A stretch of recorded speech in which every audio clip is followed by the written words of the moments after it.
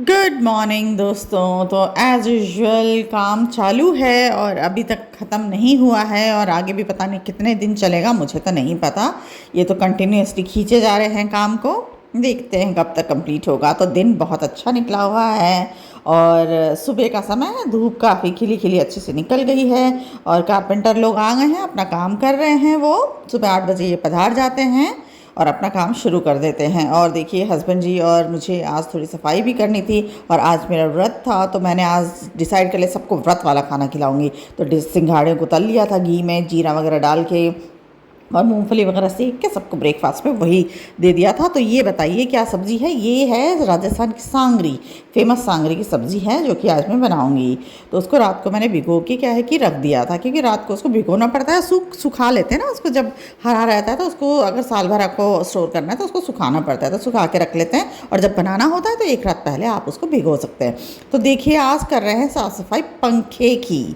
तो पंखे हमारे हस्बैंड जी ने कहा ऊपर चढ़ के मैं कर देता हूँ साफ़ सफाई, तुम बस मुझे पकड़ाती जाना, जो कपड़े हैं, जो साबुन है, जो भी जिसे साफ़ करना है।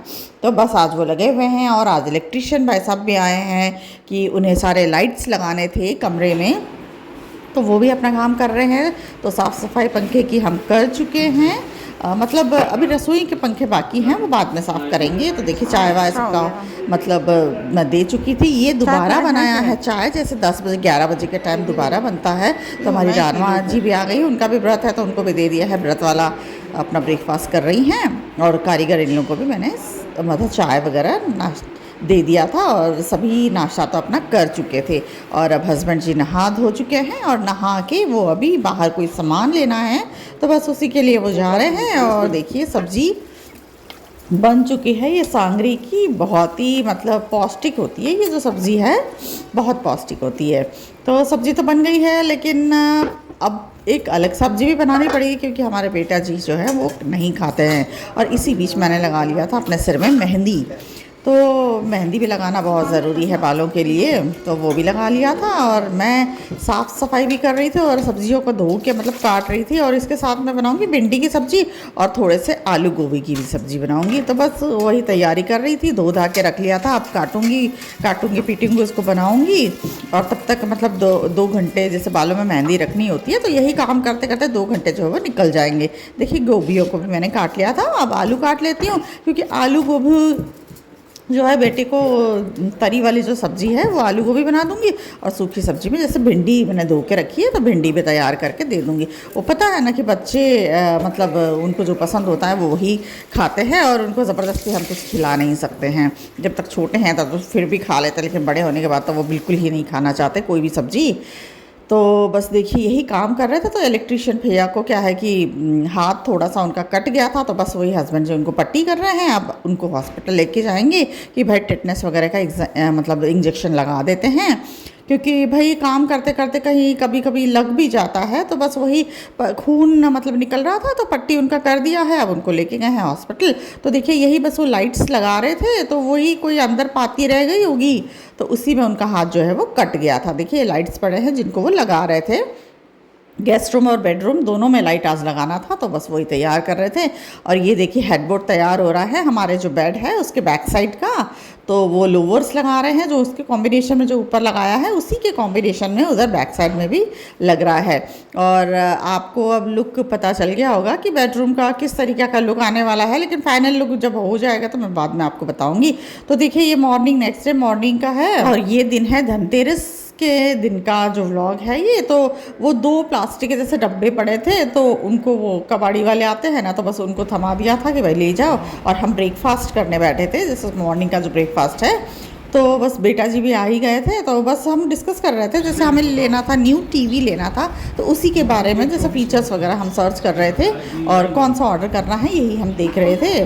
तो आज धनतेरस के दिन तो हम नहीं ले पाएंगे, लेकिन दुकान वाले ने कहा है कि जैसे कल हमें दूसरे दिन हमें छोटी दिवाली वाले दिन ज़रूर मिल जाएगा करके। तो बस वही हम सब देख रहे थे और ब्रेकफास्ट कर रहे थे। तो तभी मैंने सुना जैसे कि वो कचरे वाली गाड़ी आती है ना, हमारे यहाँ क्या है कि कचरे वाली नगर पालिका की गाड़ी आती है जिसमें सारे ही लोग कचरा फेंकते हैं। बाहर जैसे डस्टबिन लगा हुआ नहीं है, तो ये गाड़ी क्या है कि 2-3 चक्कर आपकी गलियों में काटती हैं, तो अगर कोई मिस हो गया है तो फिर वो जैसे कचरा अपना डाल सकता है। और जब ये आती है तो ये अपना इनका एक पर्टिकुलर सॉन्ग है, तो वो सॉन्ग लगा के आती है ताकि सबको पता चल जाए कि कचरे वाली गाड़ी आई है। तो देखिए मैंने बहुत सारा कचरा इकट्ठा कर रखा था, क्योंकि लैमिनेट्स वगैरह के जो कागज़ वगैरह निकलते हैं ना, तो सारे ही इन लोग ने जो कारपेंटर लोग हैं सब इकट्ठा कर दिया था। तो अभी 3 दिन वो नहीं आएंगे, इसलिए मैंने पूरी साफ़ सफाई करके इतना सारा कचरा देखिए इकट्ठा किया है। 3 बोरी कचरा निकला है और इतने सारे कागज़ निकले हैं जो लैमिनेट्स के ऊपर चढ़ाए हुए रहते हैं, तो वो सारा ही साफ़ कर दिया। क्योंकि भाई मतलब धनतेरस के दिन साफ़ सफाई तो पूरी तरह से होना बहुत ही मतलब ज़रूरी है, इसीलिए मैंने वो सारा ही कर दिया था। सुबह से मैं लगी हुई थी 6 बजे से, तो पूरा क्लीन अप करके पूरा ये कचरा वचरा डाल दिया है। अब चलते हैं ब्रेकफास्ट को कंप्लीट करते हैं। तो बस ब्रेकफास्ट कंप्लीट करने के बाद में बाकी जो काम है वो निपटाऊँगी मैं।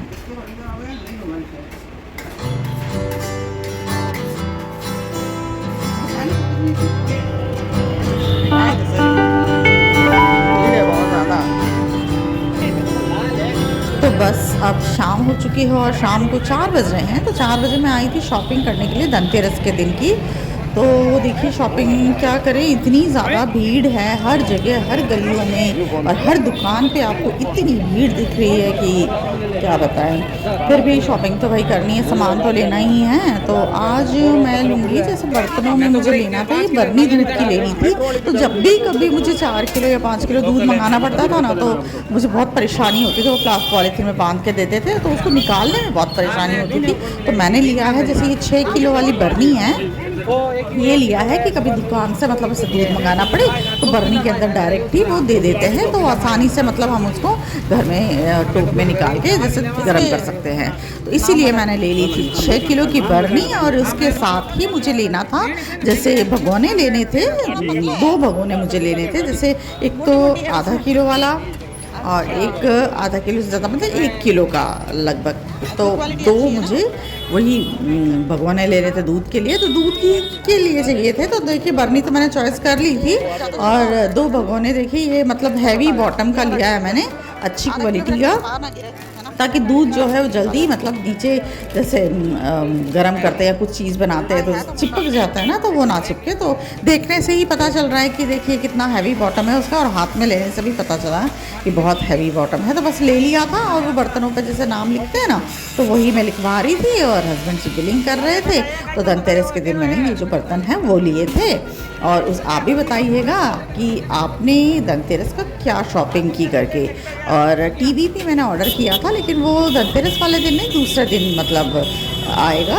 और मतलब जयपुर से जैसे हमारे पास में है, वहाँ से मतलब मंगवाना था, शॉप में वो अवेलेबल नहीं था, तो जैसे वहाँ से हम दुकान वाले जो है वो मंगवा के देंगे।